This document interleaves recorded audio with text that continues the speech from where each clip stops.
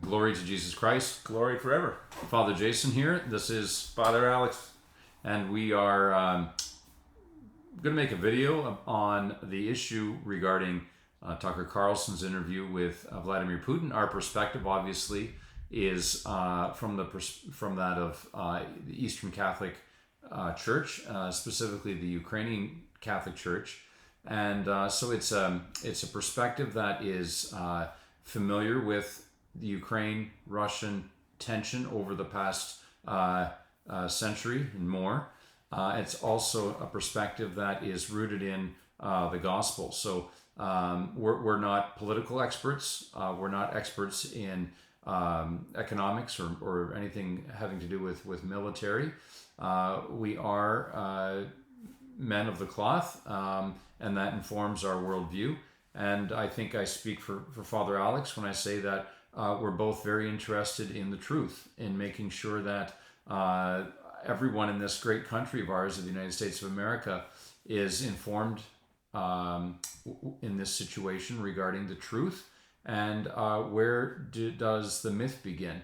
And the interview with Mr. Putin, there's some truth in there, and there's some myth as well. So we just wanted to maybe talk about that. Yeah, that's I think a great introduction, Father Jason. I mean, this has been I don't know about you, but I've watched the whole video, and I think I understood you've watched the whole thing too. So we've been able to digest the video a little bit, and I received a text from a faithful person asking, they were really confused about this, and if it's okay, I'm just going to read this out to kind of set that conversation. So this is from a faithful Catholic. Hey, so I got to ask, lots of people are talking about that Putin interview with Tucker Carlson. I haven't watched it, and I don't plan to, because Putin is a monster, and I don't need to see him defend himself on what he's done to the Ukrainian people. Have you watched it or talked to Father Jason about it? Is he going to put out anything on his YouTube or other social media about it? I wonder what he said, and I want to see what some of our Ukrainian Catholic brothers and sisters have to say.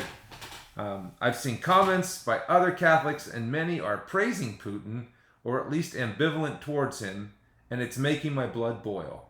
Why the heck are so many conservatives turning their back on the Ukrainian people and supporting Putin? I think that's a great question, isn't it? It is, yeah.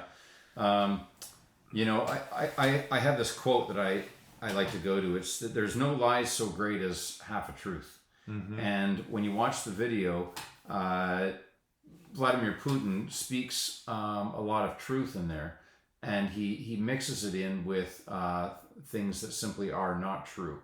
Correct. And we hope to speak about that. One of the things that I did like about him was, first of all, let's compliment him on his encyclopedic knowledge of Slavic history for the past 1,200 years. I want to give him credit for that. Like, there are few politicians in the Western world who could sit down and go over in 30 minutes the past 1,200 years of Western civilization. He does it from his Russo-centric worldview, and the people who suffer and have suffered from that imperialist ideology would disagree with it. But he's nevertheless able to do it succinctly in 30 minutes. And that's to his credit. I mean, that's not from a handler, that's not from any committee. He speaks with conviction, and I think that's commendable. Mm-hmm. Unfortunately, it's not entirely informed by the truth. Yeah, and I think that's something I picked up on too. Was Tucker in that intro video before the interview said this is something that Putin authentically believes, and I think that's true. I think that the benefit of this interview is that we really do get a glimpse into the window of how Putin really thinks. Yeah. And this is how he thinks. And I think that, truth and myth, hopefully what our dialogue can help people that watch it understand is that's actually how Putin thinks. And it's grounded in some half-truths about history. However, it's also extremely a misguided view of history, and it's good to know that he thinks that way. Yeah. Because it's like, yeah, those are dates, and he can throw out 1654. He can throw out the 8th century, and he kind of jumbles them all together, and it kind of creates this mishmash of this kind of view of reality. But it's also like a metaverse, it's like an alternate reality, and yes. Yeah, when you speak about a metaverse, and that reminded me of Proverbs 12 as he was speaking, that the wicked are trapped by their own words. Mm-hmm. And it's so true in that the wicked create these false realities, hoping to entrap others in these lies. Yeah. And they are tripped up by those lies. So I think of the lies that the Soviet Union created in order to perpetuate this empire of evil, and their children were raised on those lies. And although the evil empire of the Soviet Union has long since collapsed, the effect of those lies in their educational system are embedded in the minds and hearts of men like Vladimir Putin, and they believe those lies as if they are gospel truths. One of the lies that came across in the interview was that Russia is a benevolent force in its corner of the world, and it's been a victim of the Western powers. When you speak to people who have lived under the Russian boot, the reality is quite different. It is for that reason that those people say that Russia is a prison of nations. Yeah. And if you speak to Kazakhs, if you speak to people from Dagestan, or from, as I have, or people from obviously Ukraine and other of the republics, they have this conviction that it's really a nation that imprisons smaller nations and doesn't allow them autonomy. He speaks in the interview about the persecuted minority of the Russian minorities in Ukraine, and how they're not allowed to have self-governance and self-determination and language rights.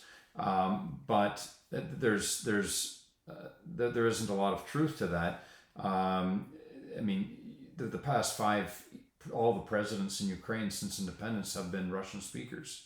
But if you were to advance those very things that Mr. Putin is speaking about, if you were to advance those very things in Russia for Ukrainian speakers, correct, yeah, or for any of the other minorities, or self-governance advocacy for those small nations, those are treasonable offenses in Russia. Correct.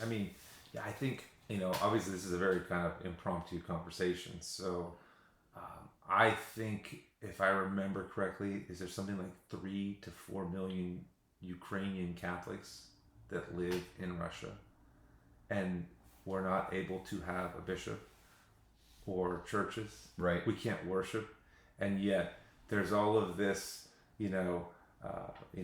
Zelensky is, oppressing the Orthodox Church in Ukraine, and oppressing and taking away the freedoms of Russian Orthodox in Ukraine. Yeah.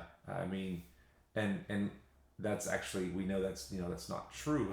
This is, well, there were 52 Russian Orthodox priests who were caught by the Secret Service of Ukraine collaborating with the Russians, and they were arrested.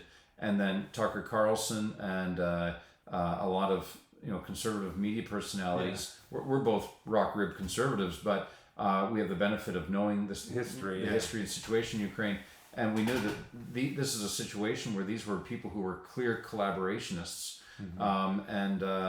But this is the thing that Tucker and President Putin and others like them speak about, the persecuted Christians of Ukraine, namely the Russian Orthodox. I was there last year. I was there 3 times within the past 2 years. The Russian Orthodox churches are open. People can go there. It's those 52 priests who were arrested. And yet 3 million to 4 million Ukrainian Greek Catholics in Russia can't have a priest, a parish, or a bishop. Right. I knew a priest who worked in the Vatican who submitted. He was a Ukrainian Catholic priest living and working in a large city in Russia. I don't want to give the name because it'll have negative consequences on him and his diocese. But he was responsible for submitting the statistical data to the Vatican on the number of Catholics in his diocese on behalf of his bishop. And he knew that number, he submitted it, and then because he himself is from Ukraine, he also submitted that there were 8,000 Ukrainian Greek Catholics in Russia, which the Russian government will not allow them to have churches or bishops or a hierarchy or anything. Yeah. And when the Pontificio Annuario came out, the Vatican's book on statistics, it said zero Greek Catholics. So he went to a high-ranking cardinal in Rome and he said, I gave you this data, your dicastery, I gave it to you, and I know the number I put there. What happened? And this cardinal said, well, I met with Metropolitan Hilarion Alfeyev of Russia, and he took a pen. He said, no, there are no Ukrainian Greek Catholics in Russia. They don't exist. Scratched it out, and that's why we have zero in Russia. So that's a case of real suppression of religious freedom. Correct. And we could ask the question, how did all those Ukrainians get to Siberia in the first place? They were transported there. They were removed from their homeland by Soviet and in cattle cars. And those who survived the journey are now, their descendants are now there. So they were ethnically cleansed out of their own homeland by their brothers, quote unquote, the one and the same people. Yeah, as Putin calls them, people of the same soul. Same soul, exactly. It's there was a very twisted logic in the interview that I saw over and over again. Putin continually used to say, "Well, it's not us. We're not starting the conflict. We want peace. It's the West. It's Ukrainians. It's the Nazis." And yet, for some reason, Tucker never, seemed to come back with, well, but, with all due respect, President Putin, you invaded them, right? Why is the discussion never about the fact that there are no Ukrainian tanks in Russia? Yeah. How many regiments of how many divisions of Ukrainian soldiers are fighting in Russia to take Russian land? Right. Yeah. So that's a great point. Is that in the interview, Russia is portrayed as the victim, and their actions are defensive. That doesn't align with the truth. No. And I went to Bucha, I went to Irpin. These are the areas that were occupied by the Russians. I spoke to victims of the aggression there. I saw the buildings, and I spoke firsthand to these people. They were innocent, and very much like the people in Lviv and in Khmelnytsky and in Kharkiv. These are innocent civilians whose residential buildings are targeted by Russian missiles. It's not Russian missiles that are hitting. It's not military bases that are being hit by Russian missiles. No, it's residents where ordinary people live. And so in the interview, Mr. Putin speaks about this, how their long-range missiles are leading the world in technology. And he makes reference to this, and how precise these missiles are, precision-guided missiles produced by Russia. So, I'll take that at face value if that's true. So then, there's no way they can be missing their target. There's no way that, which makes this all the more evil. That they are targeting residential buildings far from the military, front line of the war, or strategic military targets. There's the rule of warfare, as I understand it, not being a general or just having learned and lived, right? From experiences, you take away the ability of your adversary to make war. That's the purpose of a war. You win the war when you take away the ability of your enemy to wage war. So what you see happening in Ukraine is exactly the opposite. Russia is firing missiles indiscriminately at civilian targets to inflict pain and suffering and to terrorize the people, so that they will bow down and kiss the feet of Putin and the Russians and subjugate them. And I mean, I think for the American people who don't aren't familiar with the territory and the history, Russians called Ukrainians "Male Rus," little Russians. They belittled them. They have been demeaning them. It goes beyond just the Soviet times, and this, right? Yeah. I mean, Putin is definitely a master. Getting back to that spiritual idea of Proverbs, that you fall into the trap of your own lies in Proverbs, right? Putin is not just the synthesis of Soviet misinformation. Putin is actually, and this is really something I think is important for people to understand listening and watching this video. Putin as a Russian is a perfect example of the distillation of centuries of Russian myth-making in their own historical understanding of themselves. Starting with Peter the Great, who, by the way, Ukrainians call Peter the First, Catherine the Great, who Ukrainians call Catherine the First because they're not great for Ukrainians. Yeah. They enslaved Ukrainians. They enslaved them. They have, for centuries, been enslaving the people south of their historical homeland. Right. And then they attribute the history of those people as their own. And so the only convenient solution for Putin and Russians at this point is to eliminate them, because they stand in the way. As former President Dmitry Medvedev said, it's just to eliminate them, to eliminate the nation. Yeah. And this gets to Catholic social teaching, is that, how can Catholics who believe in the magisterium, the teaching authority of the church, at the same time claim to give passive support, sometimes active endorsement of Russia's actions, which are declared to be genocidal. You have former President Medvedev saying that we need to eliminate Ukrainians, and we need to eliminate the nation of Ukraine. Yep. This isn't mere speculation. And even in the video, with the interview with Tucker Carlson, is President Putin alludes to this when he denies the very nationhood of these people, that it's mythic, it's just it's superficial, it's contrived. One of the things that is kind of interesting about this as well is two things regarding Russia's self-understanding that is erroneous in his interview. Sure. And I want to kind of bring it back to this about his view when he begins the interview. He begins it with, in the year 860 with Rurik, one of the Varangians, that the Slavs, because the Slavs were always fighting amongst themselves, and he's right. They had to bring in an external party to lord it over them, to govern over them. And so Rurik comes in, and from him you have eventually Volodymyr and Yaroslav and Sviatoslav and all of the others, Oleg.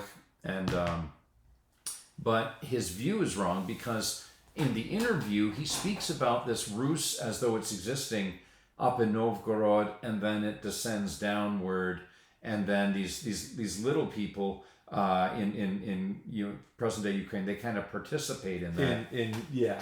But when you look at the actual evidence itself, and even if you look at the some prominent Russian linguists like Andrei Zalizniak, they admit that if you go to 12th century Novgorod, they didn't consider themselves Rus. No, they said that Rus was in Kiev, and that didn't change. It's like the other direction. It was the other direction. So they considered people who lived in Kiev Rus, because that's where the kingdom was. The Principality of Kiev Rus was in Kiev. Yep. But when the Mongols come in the 1200s, they sack Kiev, and then there's the dispersion of. It goes out. Yeah, they go up and north and west. North and west, yes. The west, they go to Halych, and you get Danilo, Halitsky, but then you get up into Novgorod, you get what later became Muscovy.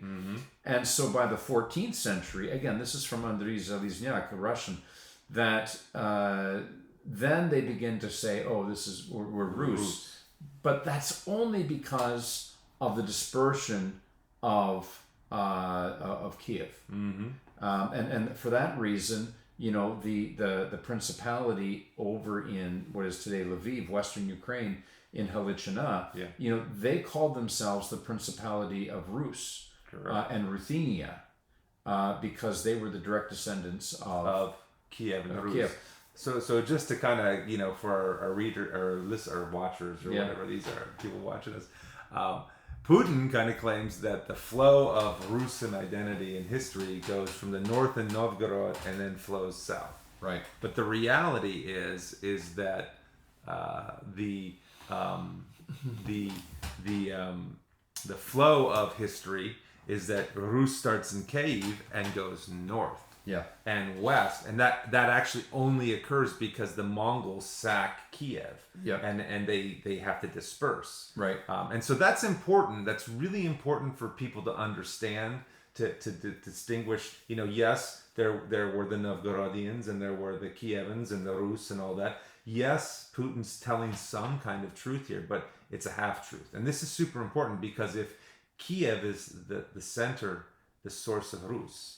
And he's trying to claim this history, he has to eliminate Ukrainians, right? Yes. And that's getting back to I can never Medvedev. I can always never say his name. This I don't think Americans are aware of because it was on the Telegram channel. It's not on X. But this is what Dmitry Medvedev, the deputy chairman of the Security Council of Russia, recently tweeted on Telegram. He says in his Telegram channel that Ukraine should be destroyed as an independent state and that the only option that Russia offers for Ukrainians is to live in an empire. Quote, "The existence of Ukraine is deadly for Ukrainians, and I am not at all referring only to the current state, the Bandera political regime," which is a very problematic kind of racist kind of thing to say, but I am talking about absolutely any Ukraine. No matter how much they aspire to the mythical European Union and NATO, when choosing between eternal war and inevitable death and life, the absolute majority of Ukrainians, except for a minimal number of nationalists, will eventually choose life. They will realize that life in a big common state, which they do not love much now, is better than death. Their death and the death of their loved ones. And the sooner Ukrainians realize this, the better. Yeah. So this is interesting. Wow. Yeah. I mean, think about that. Yeah.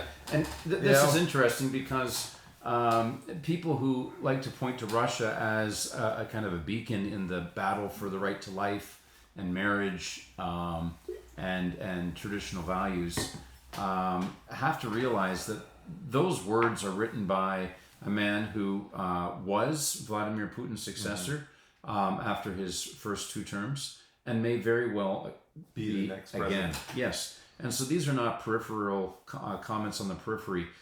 These are comments which come from really the heart of the Russian elite. And so be very cautious of claims that Russia is pro-life and pro-family. A lot of that is simply pragmatic politics because their abortion rate and their life expectancy rate and their HIV rate and alcoholism rate and death rate are so abysmal that they need to have more babies. And just as a counterpoint too, or an agreement with that, right? St. John Paul, the great, he coins this culture of death as a Catholic in Poland, seeing and experiencing communism, and someone who directly witnessed the brutality of the Soviet reality. Yeah. And now a former Soviet KGB colonel is going to preach to us the gospel of life. Yeah. If people, especially getting to the point of the text, the question that starts this conversation, if Catholics sincerely think that Putin and Russia upholds family values and traditional values just because they say they're Christian, there needs to be more scrutiny there today. Yeah. Much more scrutiny. Right. One of the most, I think, telling things that people need to realize is this boogeyman that Mr. Putin makes of NATO and the Western powers as propping up a false nation is really undermined. That argument is undermined by the fact of Russian imperial data.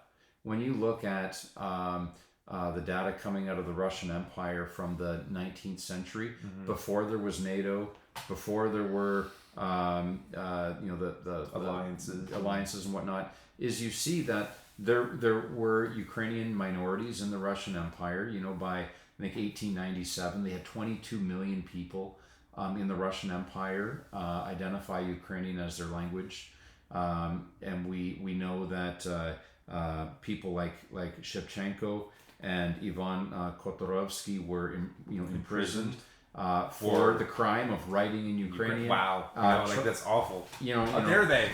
And write in Ukrainian.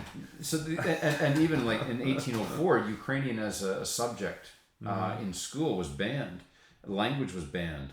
In 1811, I think, the Russian Empire closed the famous Mohyla Academy in Kiev for the crime of teaching in Ukrainian.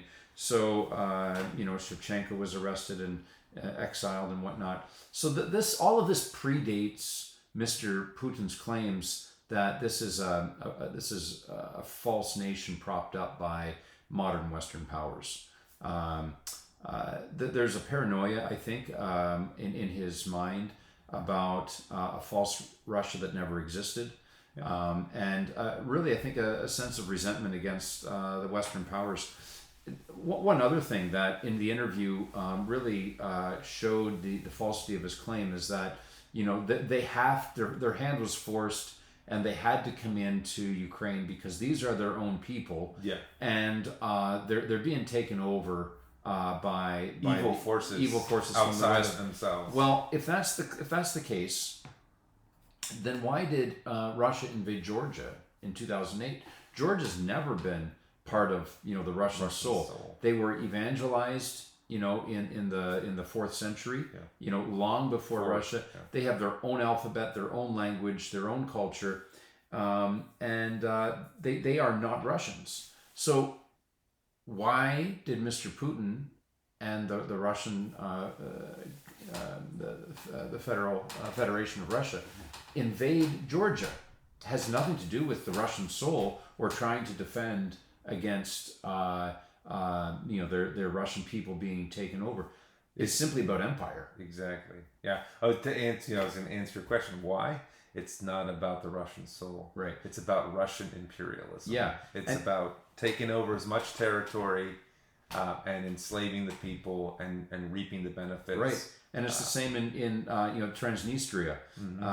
That is this thin strip of land in that small European country of Moldova.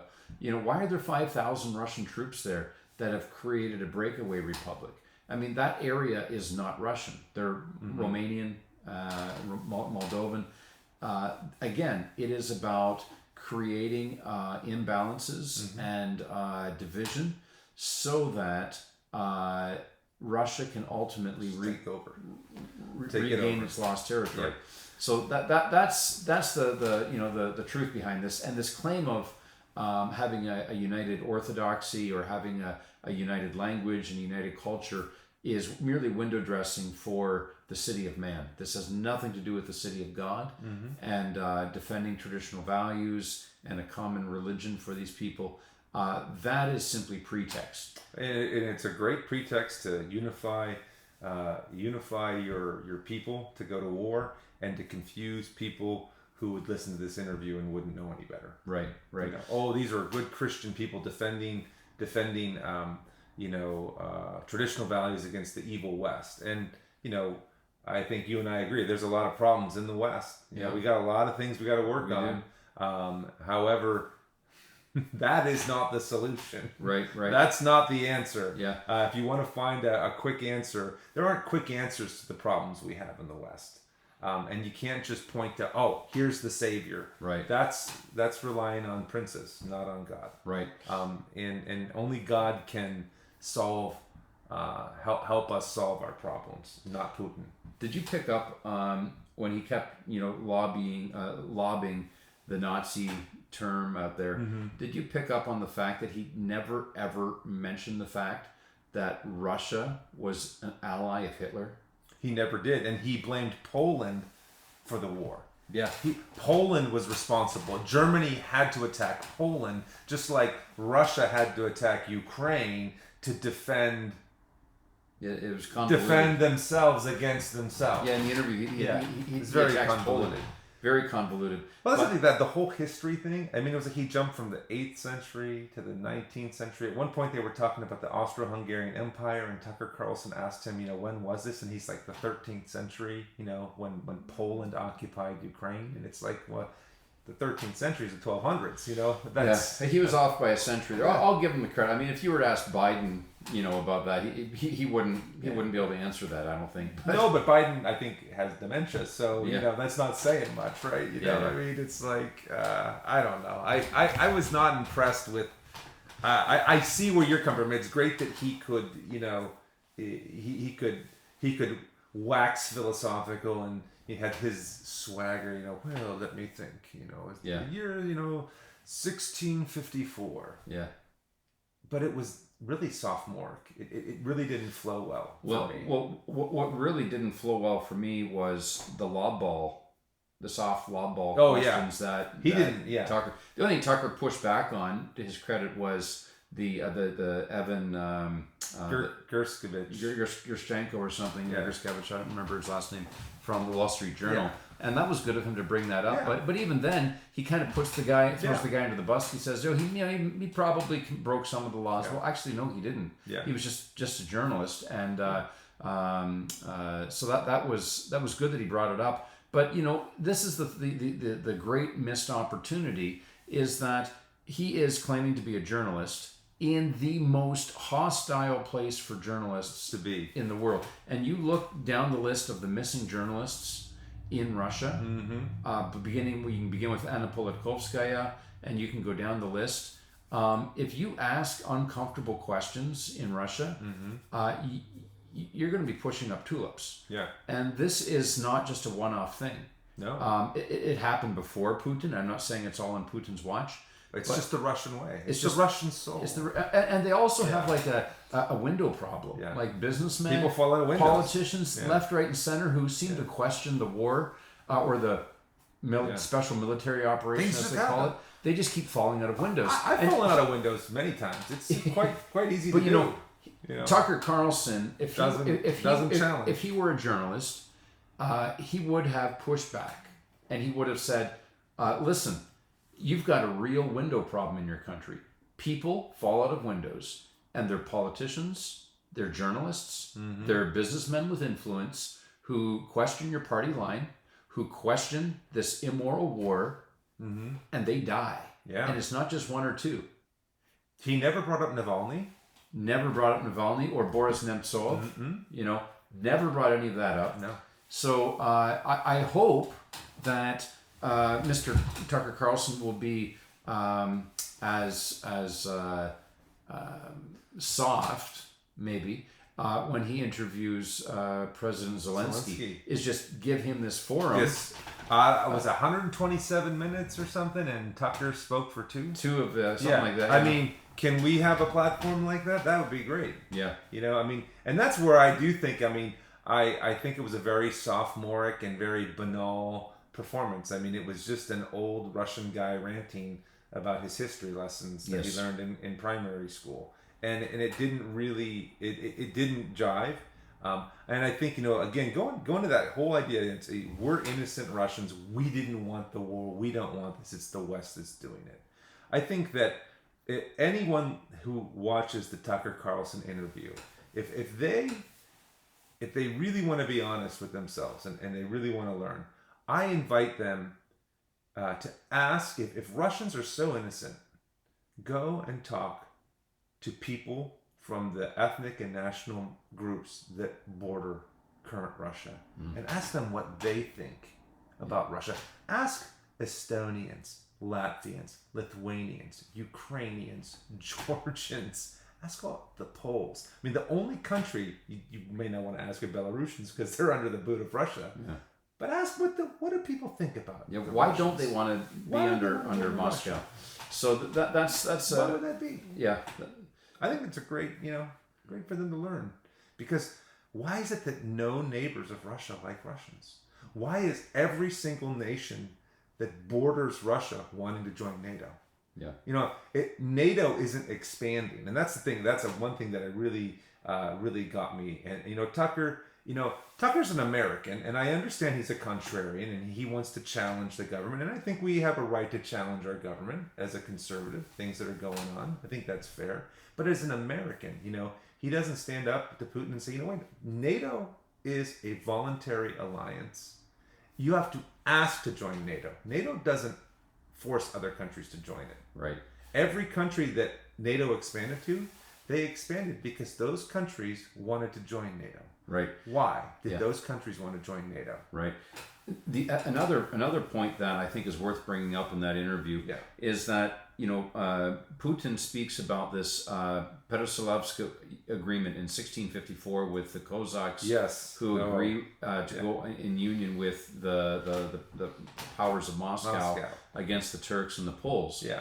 And what for him, it seems as though that freezes the borders. So that is the classical embodiment of Russian power, and we need to kind of keep those borders as they were from 1654. So if that's his operating assumption, then we have to redraw the map of the entire planet. Yeah. And it doesn't just impact Ukrainians then. It impacts everyone. Italy, Germany, you name Austria, it. Hungary, Poland, all of these countries. So England. So he says, while by 1654 there was no Ukrainian nation, the borders that was only created, as a gift from during the Soviet Union, during Lenin's delegation of those lands.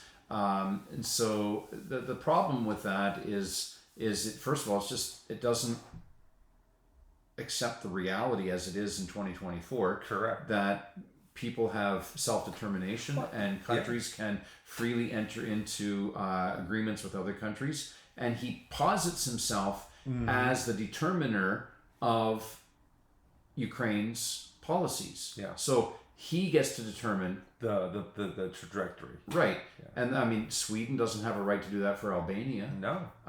And Ukraine doesn't have a right to do that. Should Mexico do that for the United States? Absolutely not. I mean, with the border issue, maybe South America should determine the national territories of the United States. Maybe if we're going back to 1654, because Tucker did ask.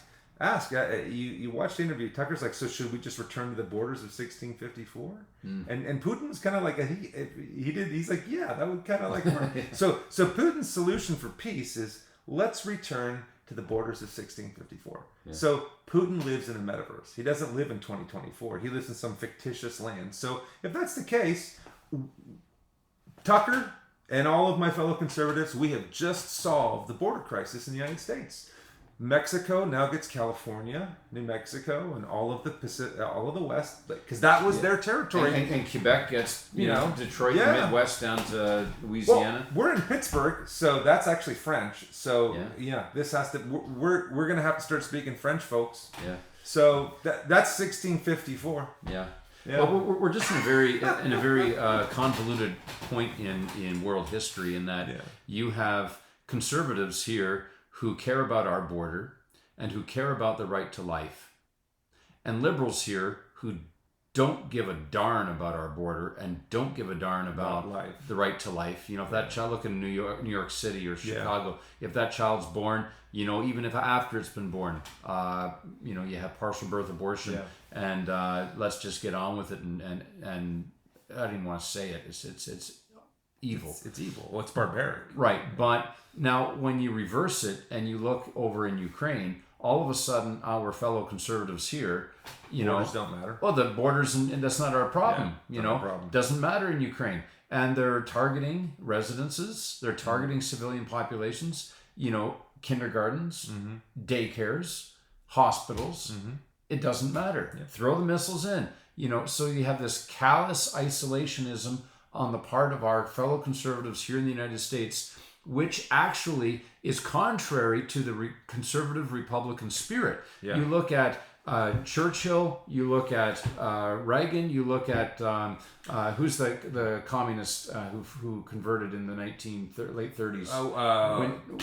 Whittaker Chambers. Whittaker Chambers Yeah. They were not FDR. isolationists. They were let's protect Well, the modern innocent. And 1 second though, and it was the hippie leftists who were the isolationists. Let's not go into these countries that are having problems with communism. Let them resolve this issue. Our boys shouldn't be there. Yep. And what we have now is this twisted a twisted mind that's infected the conservative spirit, so that we no longer stand on principle. Yeah. But we're so embittered by what the left has done, left sponsored by the KGB and the Russians for decades. And even after the fall of the Soviet Union, we have evidence that the Russians have been funding both sides in the culture war to create this instability. So now we have a point, convoluted minds on our side, fellow conservatives, who are now the isolationists, who do not want to stand on principle across the board, internal and external. But when it comes to our own domestic policy, they are principled on the issue of borders and life.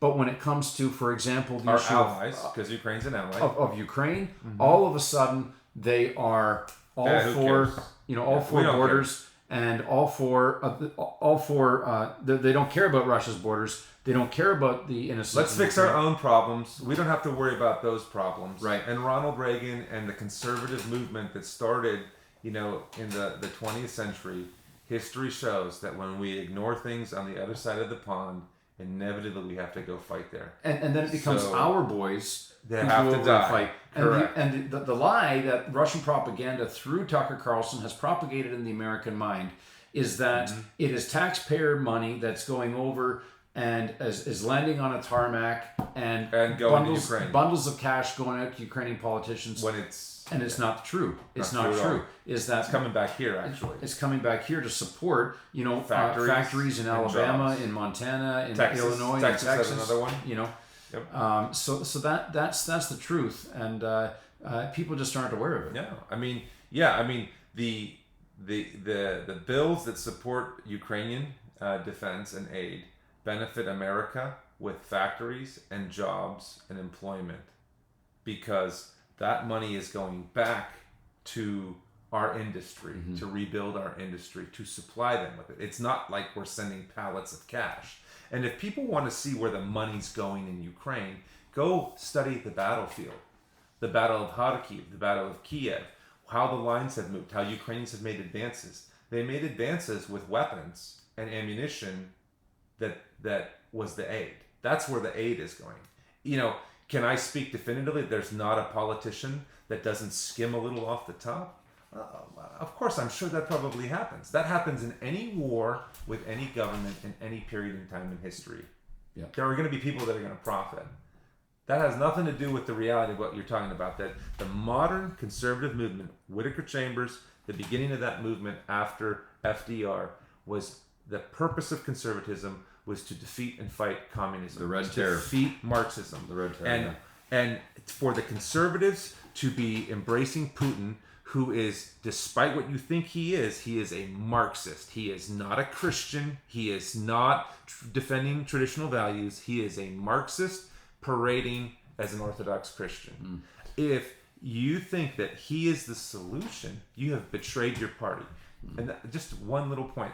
This is Father Alex's theory. It's not, But my theory is that people are not aware that the political landscape has changed in this country. The Democratic Party is now a Marxist, communist, globalist party. The Republican Party is no longer conservative. It's the Democrat Party. They're liberals. And there is no conservative party. Trump was a Democrat. And you would say that they're conservative based on what? Their budget? How much money they spend? Or based on their emphasis on a big federal government? I mean, based on what? What's your question? Who's what? Why? how is it that the Republicans are the Liberal Party now? Well, I mean, you know, you got Lauren Boebert, you know, doing things in a movie theater, acting like a schoolgirl, like a '60s liberal, you know, free love.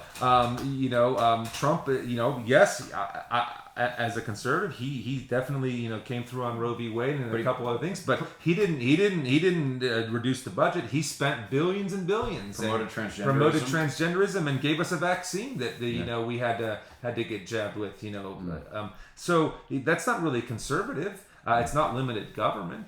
It's not liberty. So where is there a conservative party in this country? It's all over the place because as this war in Ukraine has shown us, former alliances and former paradigms just are all broken. It's all messed up. Yeah. So as we were talking about, you know, conservatives supporting borders and life here in the United States, not supporting the same in Ukraine.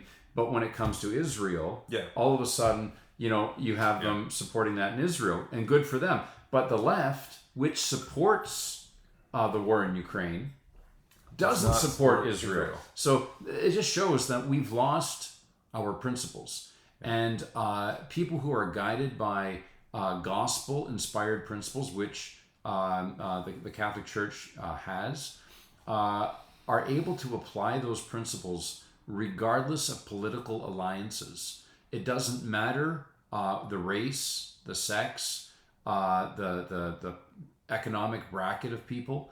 These gospel-inspired principles are universal, and they apply to all people in all lands. And you know, one of those principles is you know, the right to self-defense. You know, using you know, equal force, but not you know, excessive.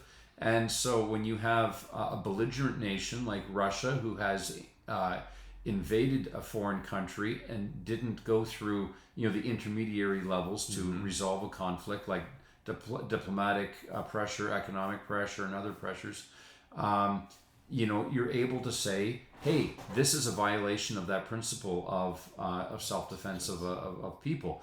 And you're able to use that same principle in Israel. You're able to use that same principle in Yemen or even 9/11. I mean, you know, here in the United States or in any country.